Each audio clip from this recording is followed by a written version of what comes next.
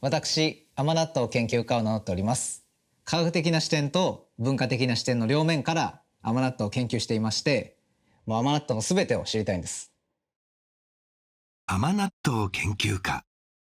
そう名乗る男性がいるのは、中京区壬生にある甘納豆専門店、登録屋。こちらの4代目が甘納豆研究家にして職人の近藤武さんです。登録とは甘納豆の原料の一つで白花豆のこと。登録屋では白花豆をはじめ小豆、うぐいす豆、さつまいも、栗などから甘納豆を作っています。甘納豆はお豆などを蜜漬けをしたお菓子でして、江戸時代の末に江戸で誕生したお菓子になっています。当時江戸で流行っていたものがあって、浜納豆という塩辛いお味噌のような発酵食品なんですが、このお菓子は甘いですから、当時流行っていたものにかけて甘納豆はどうかとで命名されたお菓子になっています。現在は全国各地で作られている甘納豆。登録屋は1926年、祇園で創業し、甘納豆を作り続けてきました。甘納豆の作り方を見せていただきましょう。まずは白花豆を水につけ、蒸気で炊いていきます。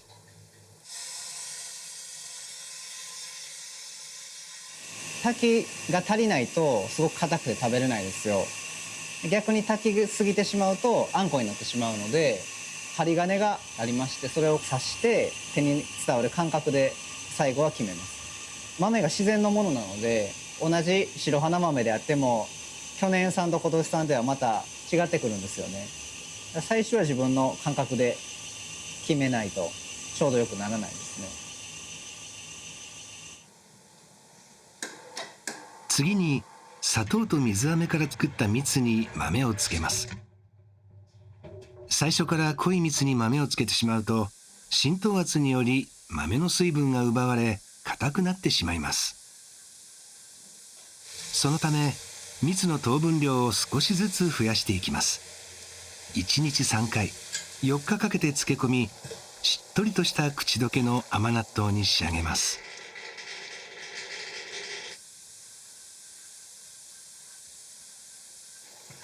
近藤さんは甘納豆を作る際に糖度計や温度計を使い、その数値を記録しています。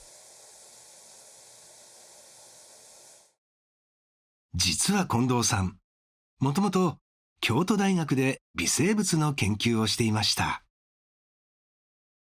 最初はだいたい50度ぐらい、要するにお水とお砂糖が1対1ぐらいのシロップからスタートして、仕上げは糖度でいうと70ぐらいですね。なので水が1に対してお砂糖が2ぐらいの割合のシロップになります。代々受け継いできた職人としての知恵や感覚に加え、科学的な手法を用いるのは近藤さんならではの試み。甘納豆研究家たるゆえんです。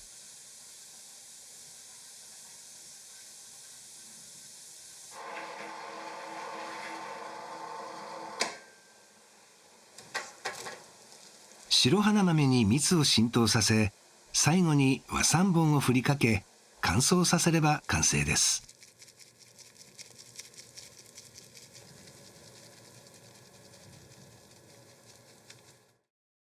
こうして手間暇かけて作られる甘納豆。仕上げに使う和三盆には近藤さんのポリシーがあります。和三盆はやっぱ香りが良くて甘みも優しいですし、あとはきめが細かいので、この手にもこうつきにくいとか、うちは祇園でやってましたんで、舞妓さんのおやつにも召し上がっていただきたいっていうのがあって、そういう配慮も兼ねて和三盆を使っています。やりがいはありますね。やっぱりすごくシンプルなもんなんで、例えば豆を炊くとか一言なんですけど、すごくその中にこう深さがあって、これは性分としてこう突き詰めるのが好きなので、終わりがないというか飽きないですね。とても面白いなと思います。職人になって4年。独自のアプローチで甘納豆を追求する近藤さん。近藤さんは甘納豆の普及にも力を入れており、イタリアで開催されたスローフードの国際イベントに出展しました。甘納豆というのは、砂糖漬けの一種で、それは世界中にあるんですけども、お豆を使うというのは日本独特のお菓子でして、やっぱりこれは世界の方々に知っていただきたいし、もっと喜んでもらえると思って、僕自身も海外からも学びたいですし、本当に甘納豆をもっともっと進化させていきたいなと思っています。近藤さんは甘納豆を進化させるべく、新たな挑戦を始めました。京都壬生で甘納豆を作る近藤さん。甘納豆を世界に広めたいと、日々新たな挑戦をしています。その一つが水無月。水無月はういろうの上に小豆を乗せた京都発祥の和菓子ですが、近藤さんは2017年にエスプレッソ風味の水無月を作りました。ういろうにコーヒーを入れ、小豆と白花豆の甘納豆を乗せています。さらに2020年、近藤さんが開発しているのがカカオ豆の甘納豆です。何か世界で通じるお菓子にしたいなと。で世界で共通のお菓子っていうとやっぱりチョコレートがあって、じゃあチョコレートの原料のカカオ豆はどうかなと思いついたのが最初ですね。カカオ豆は炊く前に水洗いをします。カカオは周りに果肉由来の食物繊維のパルプ層がすごく強くってすごいぬめりがあるんですね。でそのまま食べると口に残って美味しくないので洗ってするとこうやって綺麗な縦縞が出てくるんですよね。出来上がりでもうっすら見えます。近藤さんはカカオ豆に合うのではと蜜に使う砂糖をココナッツシュガーに変えました。ココナッツシュガーはヤシの花の蜜から作られてまして、黒糖みたいなコクがあるんですけど、もっとフルーティーな少し酸味があって爽やかなお砂糖ですね。カカオの風味にも負けなくて相性がいいなと思ったんですね。糖度自体は一緒ですね。ただこちらのココナッツシュガーは糖分だけではないのでお砂糖以外のものも入ってるんで見かけ上糖度が高く出るんですね。それも考慮した上で糖度を合わせていきます。ココナッツシュガーは初めて使うため、糖度を何度もチェックし、蜜の濃さを調整します。薄いですね。およそ9ヶ月間、試行錯誤を重ね、カカオ豆の甘納豆を完成させました。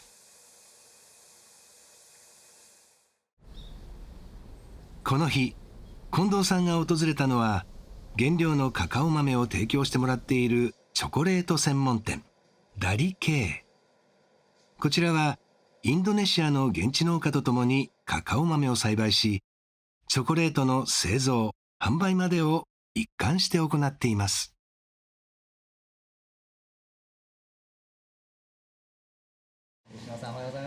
カカオ豆の甘納豆を代表の吉野さんに試食してもらいます。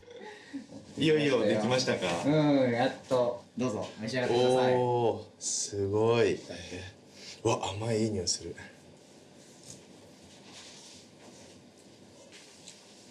ですか。中にまで蜜が染みてないですか、これ。そうですね。なんか栗っぽさもありますね。コクもあるし、なんかチョコっぽくうん。したつもりなんですよね。前よりも。うん。香りがめちゃくちゃいいですね。ありがとうございます。これ本当にめちゃくちゃ美味しいじゃないですか。そうですか。よかった。いや、もう全然想像以上ですね。もうカカオ豆の概念を変えるというか、驚きました。いい具合に蜜が染みていて、深い味わいでした。僕らやっぱりこのカカオの豆からチョコレートを作ってるので、いろんなところで工夫して美味しいチョコレートを作ろうと思ってるんですね。ただやっぱりカカオ豆イコールチョコレートだけだとつまらないっていうのはずっと思っていて、なんかできないかなっていうのはずっと考えていたんです。でそれがあるんで、すごく今回のこのカカオの甘納豆に関しては夢が叶ったみたいな感じですね。生物の進化論と全く一緒で、生き残るためには環境に適応して変化をしていかないといけないですね。なので僕がその甘納豆を進化させていってっていうのは残していくってことにもなるし、そのためには変えていかないといけないと思ってるので、新しい可能性にどんどんチャレンジしていきたいですね。甘納豆研究家近藤武さん。環境の変化に適応できるものだけが生き残る。生物の進化の歴史と同じように、甘納豆を後世に残す道を探し続けています。